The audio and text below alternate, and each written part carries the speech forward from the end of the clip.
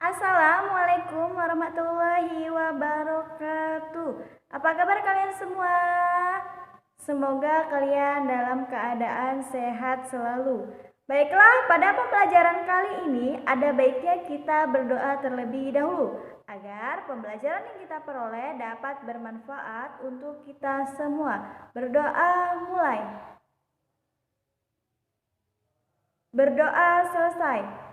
Baiklah, untuk mengefektifkan waktu, izinkan saya memperkenalkan diri terlebih dahulu. Nama saya Novri Pratitasari, Program Studi Pendidikan Bahasa dan Sastra Indonesia, Fakultas Keguruan dan Ilmu Pendidikan. Di sini saya sedang magang pembelajaran. Baiklah, untuk memulai pembelajaran kali ini silahkan simak video berikut. Pada pembelajaran video kali ini, kita akan membahas KD 3.9, yaitu menganalisis isi dan kebahasaan novel.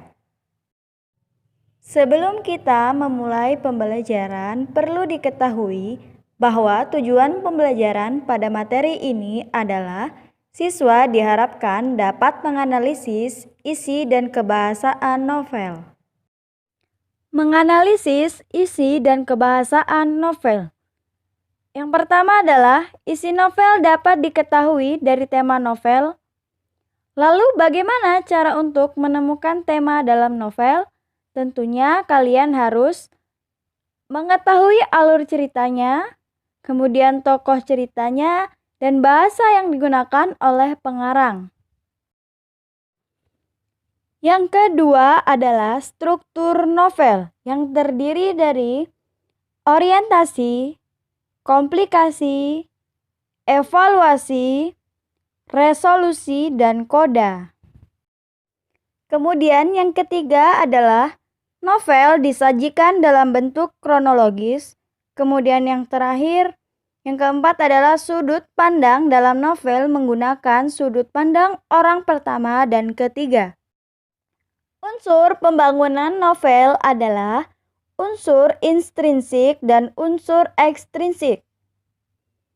Unsur intrinsik adalah unsur yang membangun karya sastra itu sendiri. Unsur inilah yang menyebabkan karya sastra hadir sebagai karya sastra. Sedangkan unsur ekstrinsik adalah unsur yang secara tidak langsung membangun novel. Artinya, unsur tersebut berada di luar bacaan novel yang dinikmati pembaca. Unsur-unsur intrinsik novel terdiri dari alur, latar, sudut pandang, tema, dan amanat.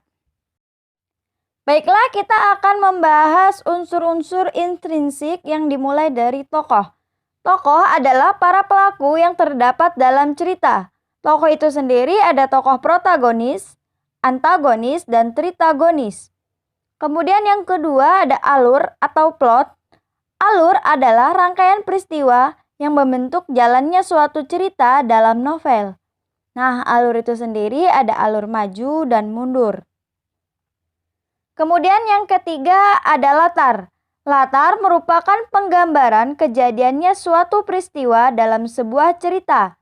Latar itu sendiri terdapat latar tempat, latar waktu, dan latar suasana.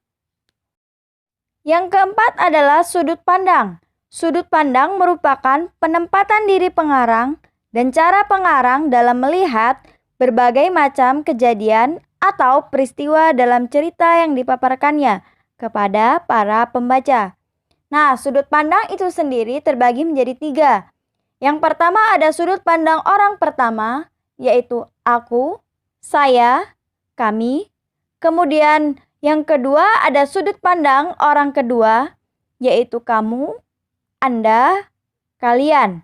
Dan yang terakhir ada sudut pandang orang ketiga, yaitu dia, ia, mereka, dan nama orang.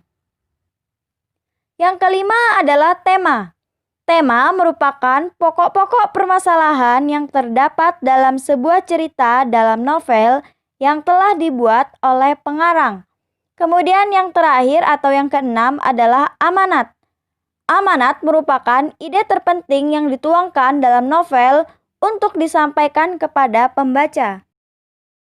Selanjutnya kita akan membahas unsur ekstrinsik yang terdapat dalam novel.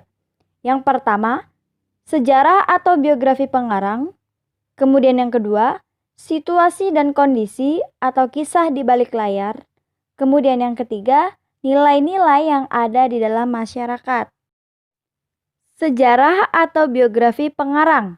Biasanya, sejarah atau biografi pengarang sangat berpengaruh pada jalan cerita yang terdapat dalam novel. Yang kedua adalah situasi dan kondisi. Situasi dan kondisi secara tidak langsung maupun langsung sangat berpengaruh kepada hasil karya novel atau kisah di balik layar yang berupa pengalaman, kesan, atau juga harapan dan cita-cita pengarang.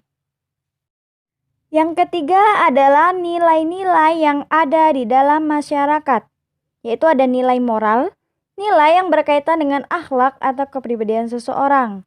Kemudian nilai sosial, nilai yang berkaitan dengan norma-norma yang terdapat dalam kehidupan bermasyarakat. Kemudian nilai budaya, yaitu konsep masalah yang sangat penting dan mempunyai nilai dalam kehidupan manusia. Kemudian nilai estetika, yaitu nilai yang berkaitan dengan seni dan estetika dalam sebuah karya sastra.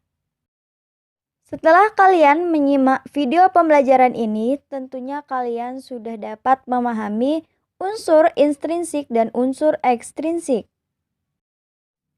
Tugas yang harus kalian kerjakan adalah yang pertama, silakan kalian mencari unsur-unsur intrinsik pada sinopsis novel berikut ini. Kemudian yang kedua, silakan kalian mencari unsur-unsur ekstrinsik terkait dengan nilai-nilai apa saja yang terdapat dalam sinopsis novel berikut ini. Berikut adalah sinopsis novel yang akan kalian analisis.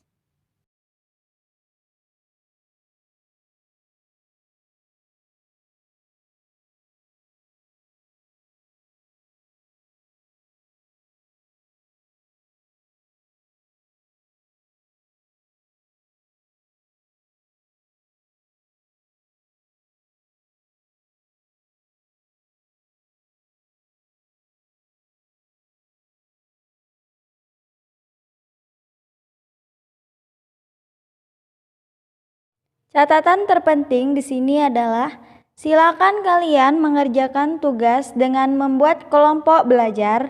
Satu kelompok terdiri dari 4-5 orang. Silakan kalian berdiskusi menggunakan Android-nya masing-masing. Kemudian satu kelompok hanya mengumpulkan satu tugas saja. Tugas yang sudah dikerjakan silakan dikumpulkan dalam bentuk foto, dikirimkan melalui WA Kak Novri Pratitasari.